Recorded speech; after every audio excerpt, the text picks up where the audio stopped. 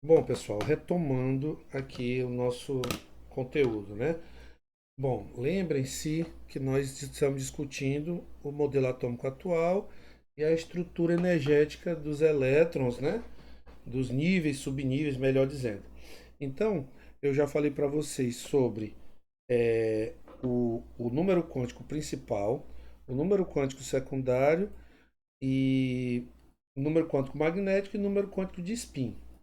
Bom, então o número quântico principal, como eu falei para vocês, ele está relacionado ao tamanho do, do nível, né? Está relacionado ao nível e ao seu tamanho. Então a gente tem o seguinte, no número. Deixa eu só organizar bem aqui. Caramba, eu tenho aqui, né? É número quântico principal. Beleza? Desculpem a letra, tá?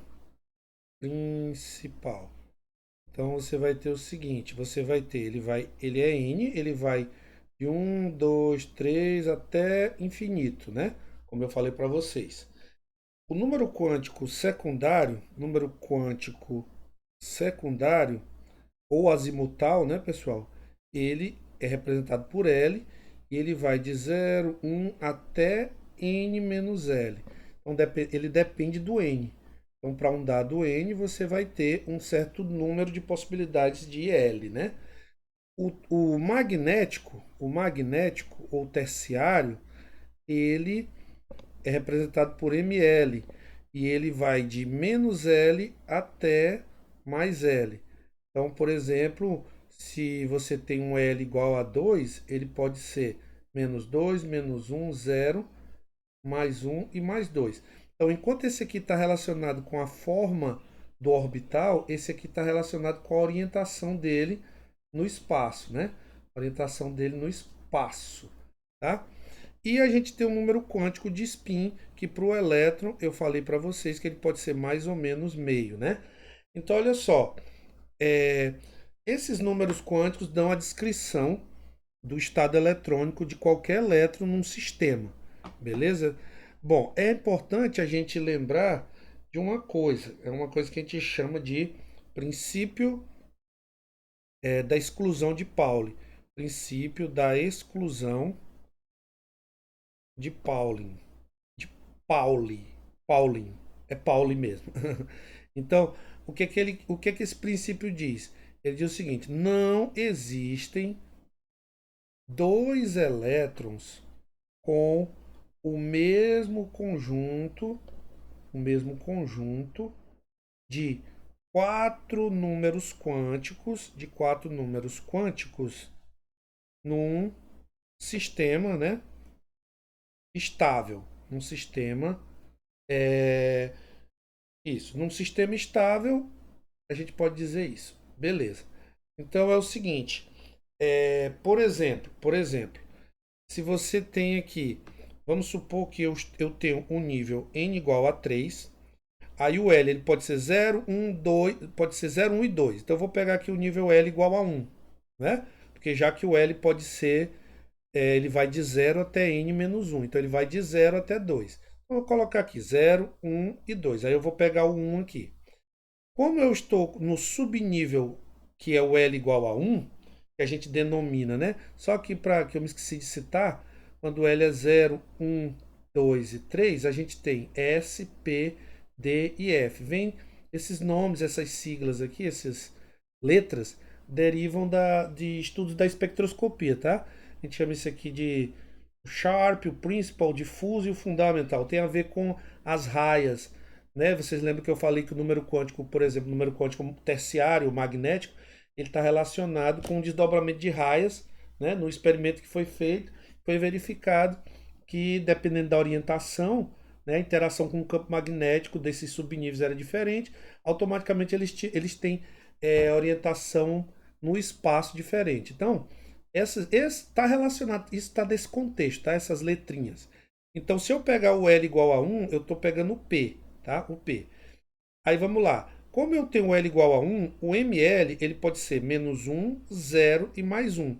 Porque ele vai de menos L até mais L, né? E, automaticamente, como eu vou ter menos L, 0, menos 1, 0 e mais 1, eu tenho três orbitais, né? Eu tenho três orbitais. E aí, esses três orbitais, eu posso ter cada um deles com dois elétrons. Vamos mostrar isso com o princípio da exclusão de Pauli. Então, se você tem esse conjunto, né? N igual a 3, L igual a 1, aí você vai ter três orbitais, que é exatamente o que? Um ml igual a menos um ml igual a zero e o outro ml igual a mais 1. Então, só repetir aqui embaixo, você vai ter N igual a 3, L igual a 1. Isso aqui é um exemplo, tá? Um exemplo. ml igual a menos 1, 0 e mais 1. A gente vai representar esses três como três caixinhas aqui, tá? A gente vai ter aqui três caixinhas. E aí, essas caixinhas, cada uma delas vai poder ter dois elétrons com spins contrários. Então, supomos aqui, mais um para cima e um para baixo. Só uma coisa, um para cima. Já adiantando, a regra de Rand, ela vai dizer que a gente tem que sempre procurar o estado mais desemparelhado possível, né? O de máxima multiplicidade. Ou seja, se eu for colocar três elétrons, primeiro eu coloco eles com os spins paralelos em orbitais diferentes, e aí depois que eu completo esses aqui. Então, aqui cabe no máximo 6, porque tem três orbitais. Então, observe o seguinte, se eu fizer a convenção de que o spin para cima é menos meio e o para baixo é mais meio, então se eu pegar esse eletrinho bem aqui, esse aqui, vamos supor, esse primeiro elétron que eu coloquei, né, com a minha convenção, os números quânticos deles são n igual a 3, L igual a 1, ml aqui menos 1, 0 e mais 1, o ml dele é menos 1 e o de spin dele é menos meio. Então, observem que esse outro aqui, vou colocar aqui de vermelho, esse outro aqui, o N dele é 3, né, segundo o que eu coloquei como exemplo, o L é 1, o ml é menos 1. Observe que esses três aqui são iguais a esses três aqui. Agora, o quarto número quântico dele é ms igual a mais meio, porque o spin dele está contrário ao outro. Então, a regra o princípio de Pauli diz que você não tem dois elétrons com o mesmo conjunto de quatro números quânticos. Então, esse aqui eles têm os três primeiros iguais, mas difere aqui no de spin. Ou seja, se você tiver um orbital, é proibido para um sistema estável ter elétrons assim, os dois elétrons com o mesmo spin. Isso aqui causa uma instabilidade, isso aqui não é estável, tá, pessoal? Então, o correto é que o correto no sentido de estabilidade do sistema é que eles sejam desemparelhados, tá? Então, beleza. Tendo dito isso, a gente pode considerar também uma coisa, né? Você observa que como eu fui colocando, eu coloquei nível, coloquei subnível, né? Com o número quântico secundário, aí eu coloquei o número quântico magnético, que é a orientação no espaço. A gente tem três orientações aqui, né? Para esse L igual a 1. E aí eu coloquei o spin. Então, eu posso construir, né? Eu posso saber quais são os números quânticos, sabendo, digamos assim, como se fosse o endereço do elétron, né? Onde ele está, saber o nível, o subnível, saber e relacionar com o conjunto de números quânticos, beleza? Bom, agora existem equações que a gente pode usar para calcular o número de elétrons total no nível, o número de elétrons total no subnível. A gente pode calcular, são equações simples, o número de orbitais, tá? Então, de certa forma simples. Por exemplo, se você tem, se você quer saber o número de orbitais num nível, certo? Num nível, você usa a equação n igual n ao quadrado. Então, por exemplo, se o n é 1, quantos orbitais você vai ter? Você vai ter o número de orbitais, vou botar assim, número de orbitais é igual a 1 ao quadrado, que dá 1. Então você vai ter um orbital no nível 1, somente, certo? Se o n é igual a 2, você vai ter o número de orbitais vai ser 2 ao quadrado, que vai dar 4, tá? Aí olha só comprovando aqui, por exemplo, se você pegar n igual a 3, aqui outro exemplo e aqui um outro exemplo. Se você pegar n igual a 3, o número de orbitais ele vai ser 3 ao quadrado, que vai dar 9. Agora, quais são esses 9?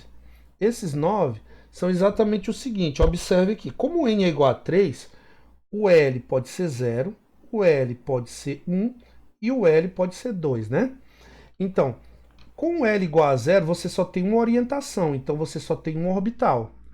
Com L igual a 1, né, ou seja, o seu ms ele só pode ser 0, né, só tem uma orientação, ele vai de menos L a mais L, então menos 0 a mais 0 não existe, né, então você só tem 0.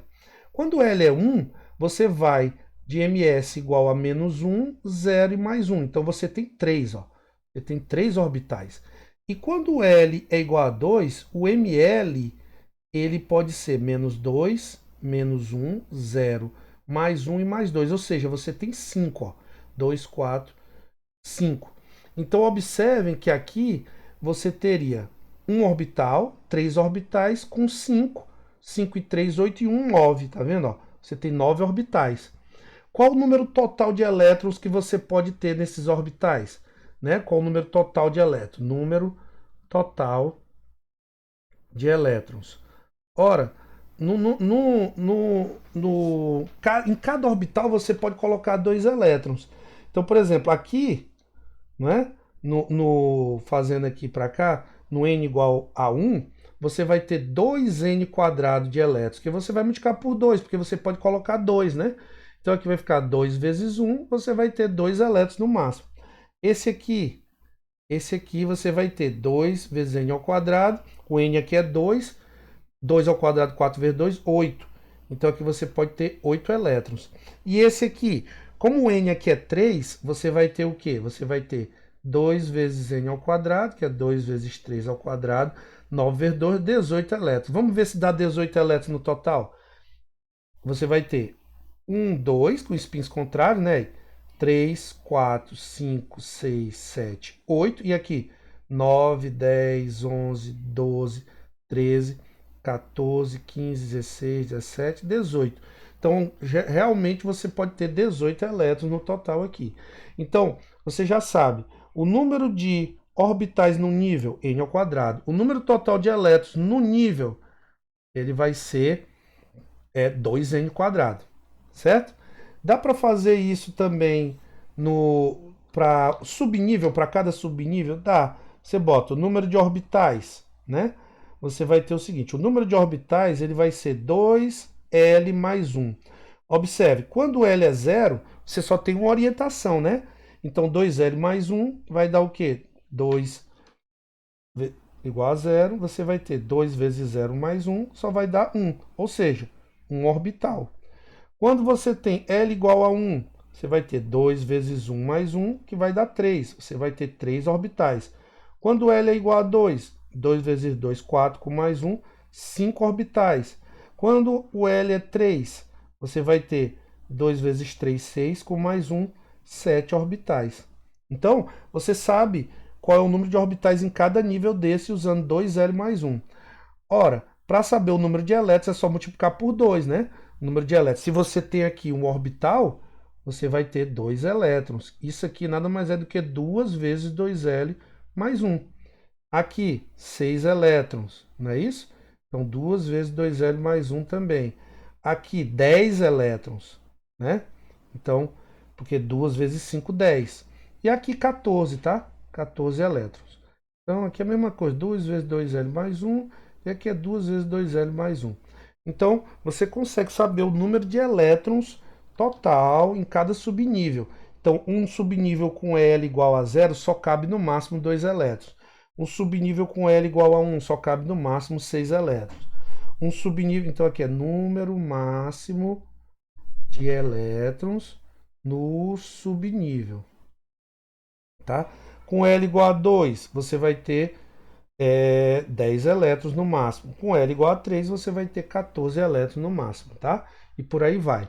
Então, também são fórmulas úteis que você pode usar para calcular o número de orbitais e o número de elétrons em orbitais ou até o número de orbitais em subnível. Melhor dizendo, repetindo, número de orbitais em cada subnível e também em cada nível e o número de elétrons máximo em cada subnível e em cada nível também. Então, São equações importantes, tá? Bom, vamos falar agora sobre, né? Lembrando que vocês vão fazer exercício sobre isso. Vamos falar sobre o formato desses orbitais, tá? Formato desses orbitais. O que é que acontece? Quando você, como eu falei antes, pessoal, tudo isso, esses números quânticos, eles são resultados de uma coisa que a gente chama de resolução da equação de Schrödinger, né? E essa equação, o que é que ela vai fazer, né? Quando você, falando mesmo em linhas bem gerais mesmo, essa equação ela consiste em você, todo o processo é para você obter uma coisa chamada de função de onda, tá? Você usa um operador que a gente chama de Hamiltoniano, ele é aplicado a uma função de onda que a gente representa por um psi. Isso aqui me devolve a energia vezes a mesma função de onda. É por isso que a gente chama isso aqui de uma equação de autovalores e autovetores, tá? Agora, esquecendo um pouco da matemática disso, essa função de onda, ela pode ser obtida nas coordenadas x, y, z, tá? E essa função de onda, nela está embutido todo o comportamento dos elétrons, tá? Eu também posso obter ela em outras coordenadas, coordenadas polares, tá? Mas isso aí é como eu falei, é uma coisa bem mais avançada. Bom, o que é interessante para a gente saber aqui é o seguinte. Desculpa. Desculpa.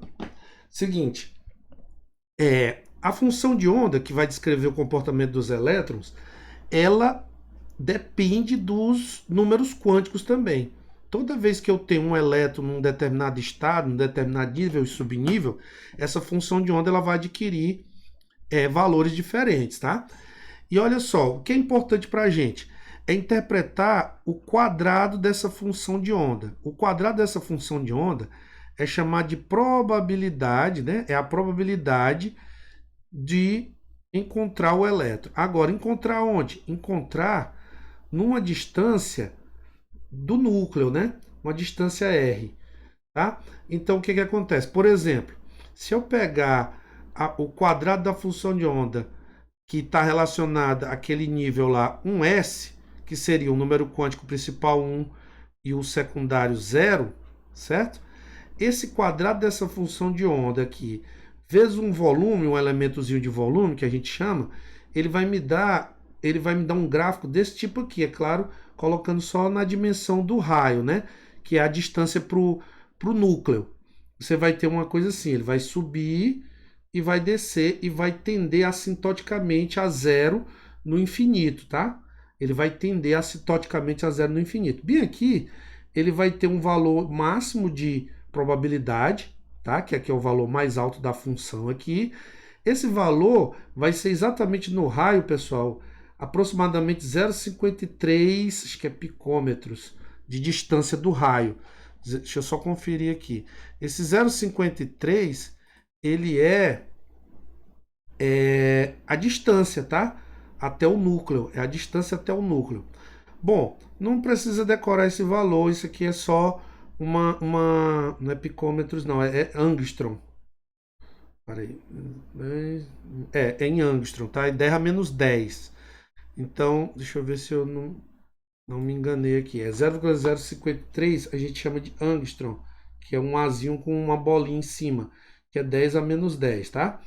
Então, essa é a distância até o raio, desculpa, até o núcleo. O que está dizendo aqui? Que quando eu me afasto do núcleo, eu tenho para esse orbital, para esse nível 1s, para esse orbital 1s, né? Eu tenho a probabilidade subindo, aí ela chega num valor máximo exatamente nessa distância a zero, que tem esse valor, que inclusive a gente chama ele de raio de Bohr, tá? Em homenagem a Bohr, ele é deduzido inclusive lá na equação, lá no modelo de Bohr. E aí depois a probabilidade vai caindo, aí no infinito ela tende a zero. O que a gente diz, inclusive, que há um nó no infinito. O que significa nó no infinito?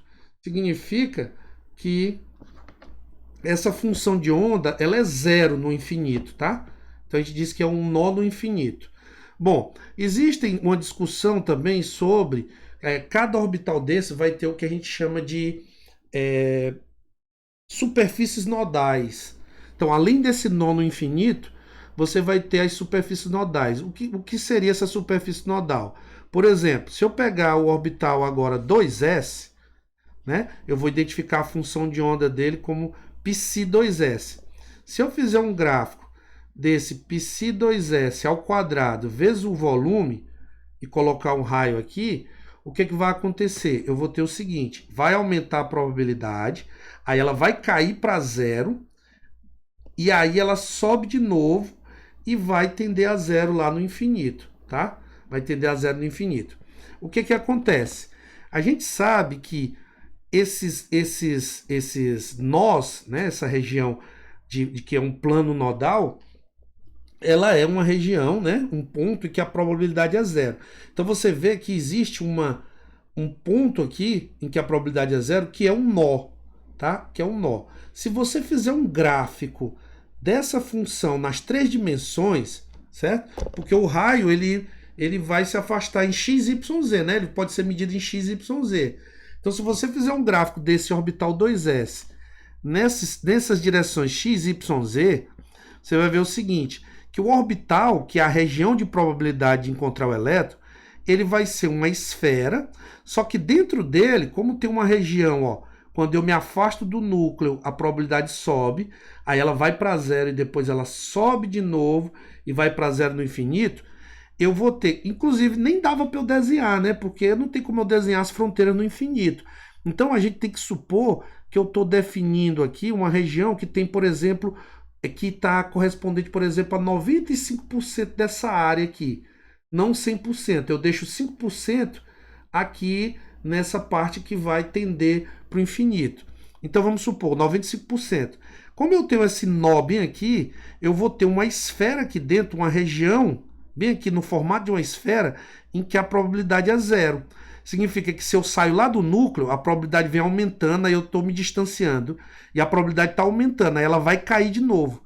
Quando chegar na casca dessa esfera, ela é zero a probabilidade.